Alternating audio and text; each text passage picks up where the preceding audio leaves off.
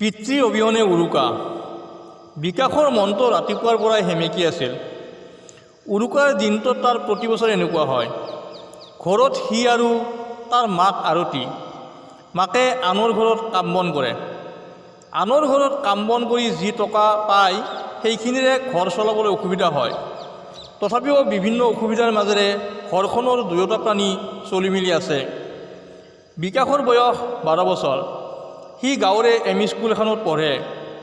8 বছৰ বয়সৰ পৰা সি সংগ্ৰাম কৰিছে, জীয়াই থকাৰ সংগ্ৰাম। মাক বাহিৰলৈ গ'লে সি ঘৰুৱা কামখিনি কৰে। তাৰ পিছত সি স্কুললৈ যায়।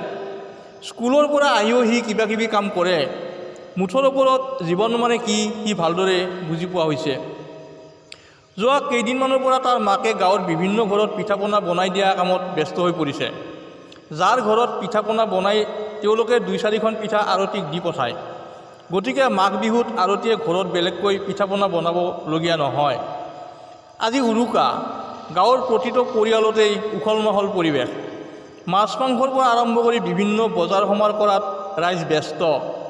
বিকাশে পুৱাই মাকক সুধিলে, মা, তোমাৰ লগত মাছ মাংস কিনাৰ বাবে পইচা আছেনে? মাকে তাৰ ফালে চাই ক'লে, তই এটা কাম কৰচোন, মাংসৰ দোকানী ৰজনীয়ে আজি তোক তেওঁৰ দোকানত অলপ সহায় কৰি দিব কৈছে। তই তালৈ যা আৰু তাক অলপ সহায় কৰি দে। বিকাশে মাকে কোৱা মতে সি ৰজনীৰ দোকানলৈ গ'ল।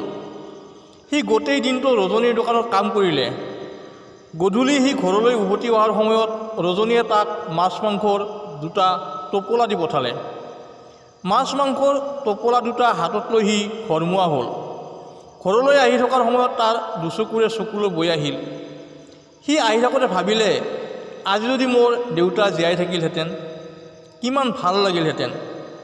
বিকাশে দেউতাকক হেৰুৱা আজি 4 বছৰ হ'ল। এই উৰুকাৰ দিনটোতে সি তাৰ দেউতাকক হেৰুৱাইছিল আৰু সেই দিনটোৰ পৰাই সিহঁতৰ জীৱনলৈ অমানিশা নামি আহিছিল। সেই উৰুকাৰ দিনটোত বিকাশৰ মনটো সেমেকি থাকে।